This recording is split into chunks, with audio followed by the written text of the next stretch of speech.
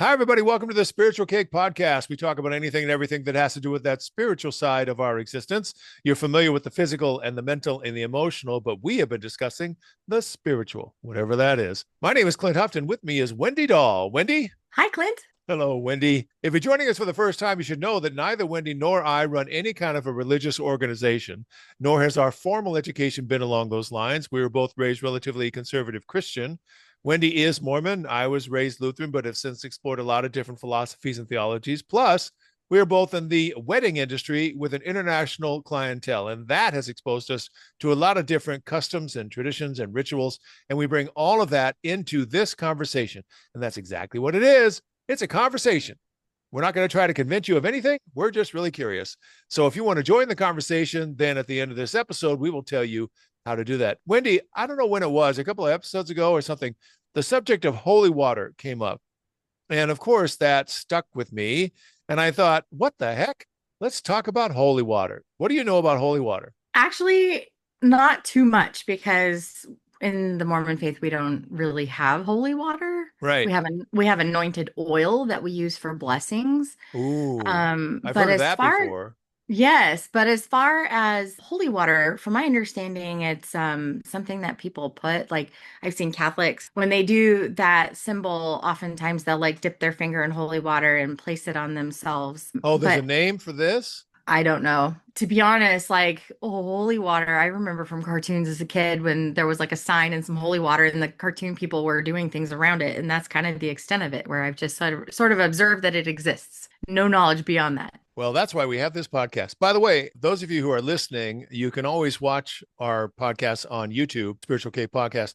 What I was describing is they touch their forehead, they touch their heart, then they go from left to right. And so what that means, what I was told it means is that when you touch your forehead, that means the Father.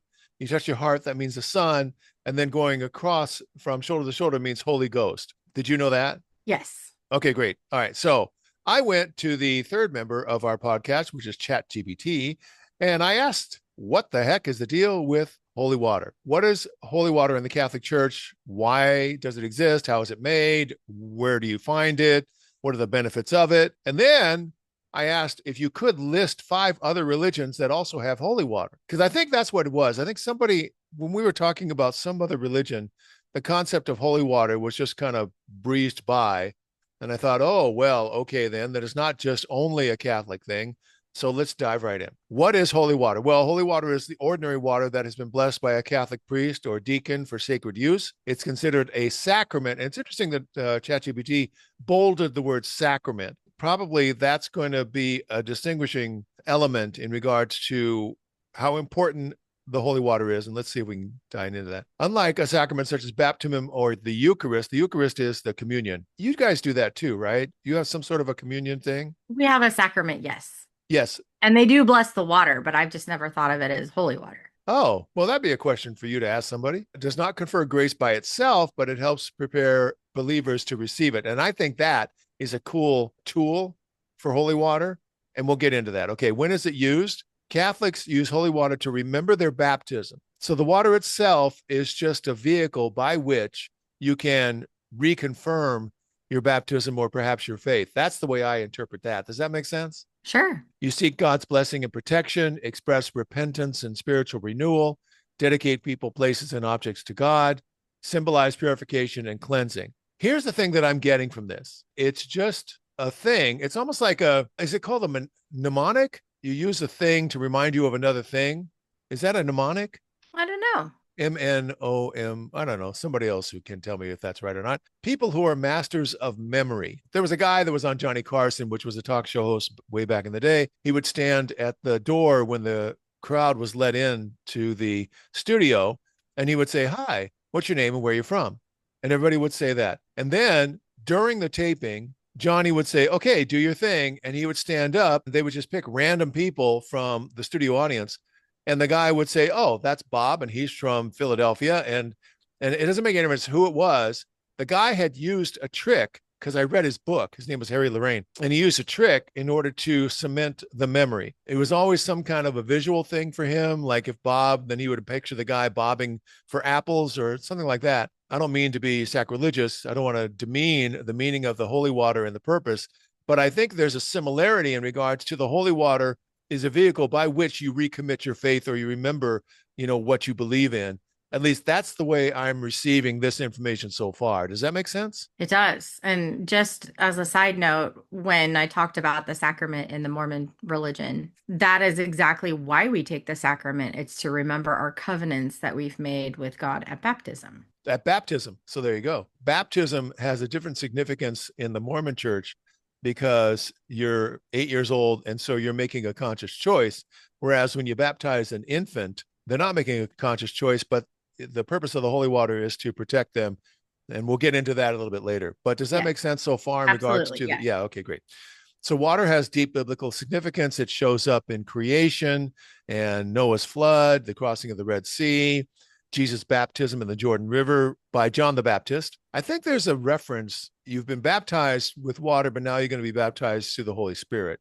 Something along those lines. Does that sound familiar? It does sound familiar. And I think like going through the actual act of baptism is necessary for whatever purpose it is that the baptism serves in that faith. But I think that the latter of what you spoke about of the second baptism is like when your soul is recognizing its purpose, like the purpose of the baptism and the purpose of God in their lives. And I talked about that. I used to teach the youth in our church, and I talked about like, yeah, you were baptized when you were 8. You made all these decisions and promises when you were 8 to be a good person and to, follow the gospel and be a good person. But then around the age of 18, you're deciding like, do I want this? Will I continue with this?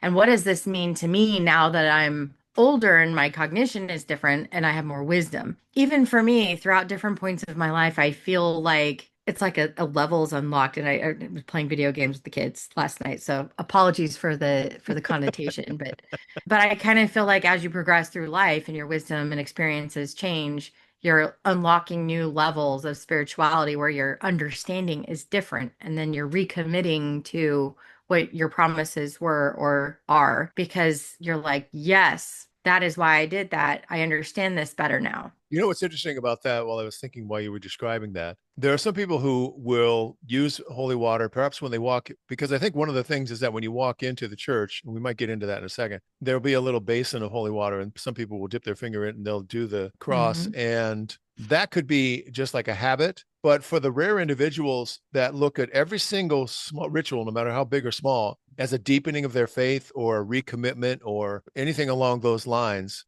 then it really does serve the purpose, in my Hmm. opinion, as opposed Hmm. to because it's so easy for us as human beings to make things a habit, just muscle memory, that sort of thing. Or maybe there's a social component. And if this is what's expected, I don't want anybody to see me walk into the chapel without doing the holy water thingy. Every individual, that's the interesting thing about religion, in my opinion.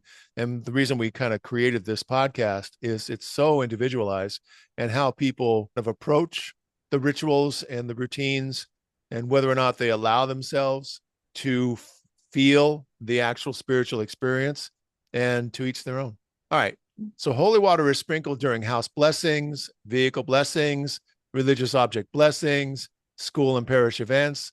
I've seen that before. I've heard of that, where you sprinkle holy water on a thing. I guess maybe that means that the priest has to come out. Or they talk later as we get through this about how you can actually bring your own holy water to your house. And I guess you can do anything you want with it.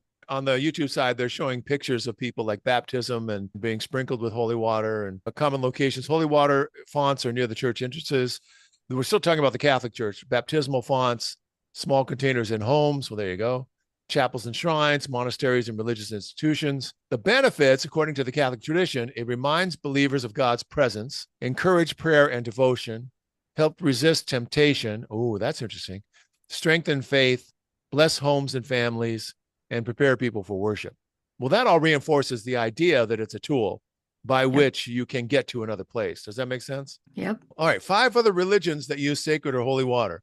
Hinduism. So have you ever seen holy water used during a Hindu wedding ceremony? Actually, yes. And fun fact, I now ask for a pitcher of water for every Hindu ceremony we do for the priest because every time they arrive, they don't have water with them and they're asking me for a pitcher of water. So now it's like automatic on my order with whatever venue we're at that they also have a pitcher of water there for the priest. Does the priest use it as a cleansing ritual? Like they wash their hands I in mean, it, they're that sort of thing? talking in another language, so my guess is yes. Well, do you see them? Do you see them wash their hands? I know you're really busy on a wedding day. I'm Yeah, sorry. Yeah. I to be yeah, and they're surrounded by families. When you're watching a Hindu ceremony, I'm often in the back and I'm 300 people back. There's people on both sides and in the back, so like everything that's going on in the center, I can see some of it, but not like the Yeah. significance of those things. But just to recognize that I do get water now for every Hindu priest so that they can do whatever we call them pujas, whatever pujas that they need to do. Yeah. That's cool.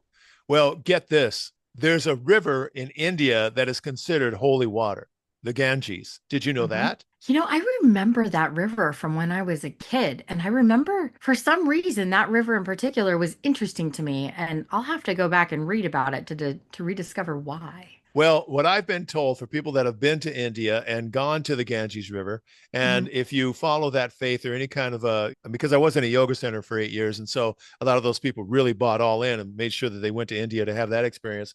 They talk about the Ganges River, how the water may be holy, but it's not clean because that river is a tributary for all kinds of stuff. And then you can imagine that people by the millions will go into the Ganges River and humans are humans and so on and so forth. But I think it's fascinating that they've attached holiness to the entire river. That is amazing to me. And it does, I'll be honest with you, it does make me want to go get into the Ganges River just to see what's that all about. I don't know. There's another part that I was like, I don't know. Okay, so the purpose of the Ganges River, the sacred water, spiritual purification, removal of sins, blessings for life events, assistance for the deceased. Oh, I guess in the afterlife. You know what's different here is that it's an actual thing. The holy water of the Ganges is an actual thing that's doing something as opposed to a tool by which you achieve a different state. You see the difference? Hmm. That's interesting. So temple rituals, puja, that's what you said. Pilgrimage Hmm. bathing, that I've heard about that a lot. Weddings, funerals, that sort of thing. Stored in homes, temples, and carried in small vessels. I bet, I've heard that you can get sand or dirt from other place that's supposed to be holy, and they'll sell it online and they'll ship it to you. I bet there's a whole business about getting Ganges River water shipped directly to you. And I think you would have to do your due diligence to make sure that that was on the up and up. Oh yeah. Sikhism. The Sikhs prepare water called Amrit, nectar of immortality. I like that. Spiritual initiation, commitment to the Sikh faith. So have you seen holy water used in a Sikh ceremony? Absolutely. Oh, brilliant. Okay. It's during the Khalsa initiation ceremony known as the Amrit Sankar. Apparently, you make it with water and sugar crystals stirred in an iron bowl. That's probably really important that it's iron. All passages from the Sikh scriptures are recited. It's prepared fresh for ceremonies rather than permanently stored. See, that gives it legitimacy, in my opinion. We know this is fresh, and so we know it's for real. Islam. The most famous sacred water is from the Zamzam well. And I think, based on what it's about to tell us, that that's in Mecca. I think. Do you know anything about that? I do not. The purpose of the water from the Zamzam well is blessing, spiritual nourishment, commemoration of Hagar and Ishmael. At some point, we'll find out who they are. Uses you drink during pilgrimage. Oh, and they show a picture on the YouTube side. They show a picture of people drinking the water from big containers. Do you see what I'm saying? I see that. Yeah, It almost looks like the third picture from the left. like a soda fountain. Yeah, like they've piped it in. Yeah, the delivery system is whatever it is. You drink during the pilgrimage, personal devotion, bringing home as a blessing, stored in homes and mosques after being brought from Mecca. Boy, could you imagine spilling that in your house? Oh, Well, I what I was imagine thinking is, like the 10 shades of fury from a grandmother for breaking a dish. What would that be like? Oh, oh man, I wonder if you have to keep it in iron. That's interesting. And the other thing is getting through TSA. Like if they're still exactly. real strict about the amount of liquid, what do you do? I think you really have to plan ahead for that. Because Yep. I would want to bring like a liter at least. I'd want to bring a Sure. bunch. Yeah. So Yeah.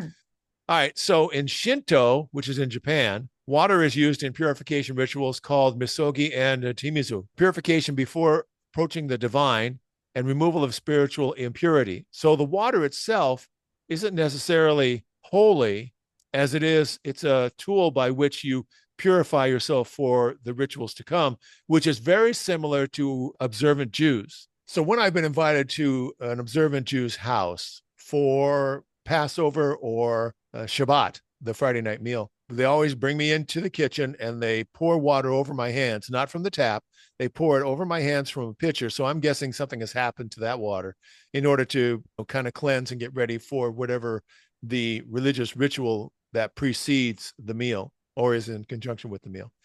So it looks like Shinto is a similar type of deal where they want to make sure that you're clean. And I think a lot of that has to do with the state of mind. I mean, maybe, yeah, you want to wash your hands, but I think also it's kind of like a transformation or some kind of a transition to a different state of mind, I would think. Does that make sense? Yes, and we were recently in Japan, and my daughter and I had done it was like a traditional tea ceremony. And I remember before we even went up to the room where the tea ceremony was, we went through this. And they had something that looked very much like this little cup where you would wash your hands. Everybody did that before we went up to the tea room.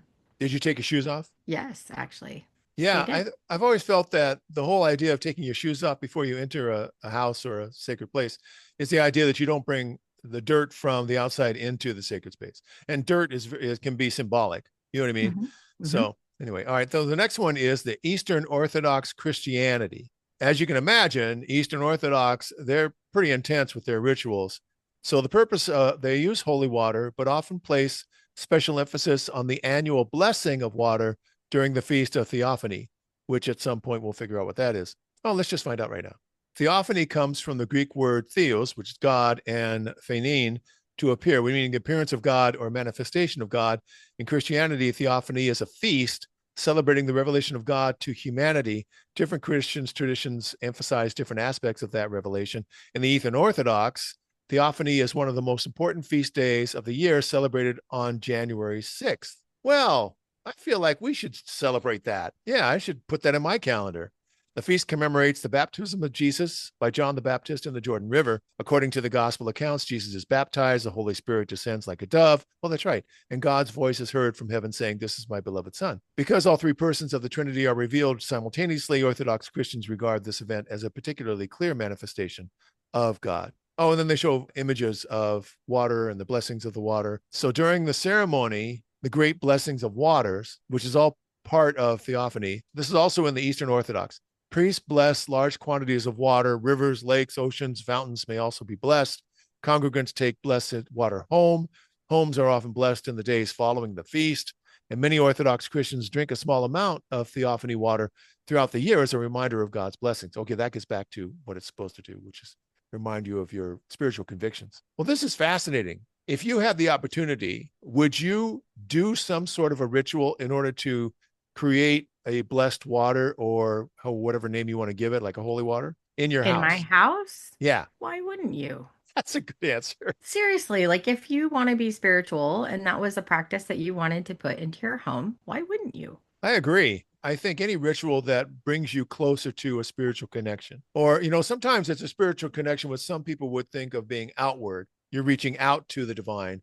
But I Hmm. think there's also a part of it that brings it deeper inside you. I think it's like a two-way street, depending upon the attitude of the person that is trying to use holy water for whatever reason. Does that make sense? Either out or in? Yeah, and I feel like it's like calling in the divine See, for there you go. people, where you're praying, you're calling in the divine. Interestingly enough, I downloaded the Hallow app, which is an app that's, I think it's more Catholic based. And I listen to it every morning now. I was listening to today's, I guess it's a teaching, and it was talking about simply that, where it was, you're having your conversations with God in prayer, but then it was the meditation and reflection part where you're calling in, like, I've prayed these things, now let me call in the blessings. And I just thought, man, that's interesting. We used to do a thing in the yoga center where after we would do our postures, we would lay on our back, and I think that's called, I don't know what that's called.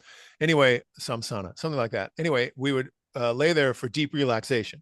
This is really critical that after we stretch our bodies and that kind of stuff, that we go completely relaxed, and there was a ways by which you could attain a deeper relaxation to let your body do the thing. So one of the ways that we did it was we would allow light or warmth or whatever to come into our toes, and then it would go through our body piece by piece. And then we would allow our consciousness, once we got all the way through to the top of our head, then we would allow our consciousness to kind of spread out beyond our body, the edge of the yoga mat, to the room, to outside the room, to the city, outside the city, to the country, outside the country, to the planet, and then outside the planet into the infinite. that's what I meant when I was thinking in regards to the divine, and your connection to it can go deeper in, or you can actually connect to the infinite divine Mhm. if you allow yourself to expand. So I guess it's either way. Does that make Yep. sense? Yep. All right, Wendy, tell everybody how they get in touch with us. You can find us on spiritualcake.com, where you can go back and listen to or read any of our previous episodes. You can now find us on YouTube, or you can click one of the two social media icons on the website and join us on Facebook or Instagram, or you can send us a message requesting a topic or even to join the conversation. Absolutely. And when you do join the conversation, please know we welcome you with open arms. That's it for this episode of the Spiritual Cake Podcast. This is Clint, and on behalf of Wendy, we will see you next time.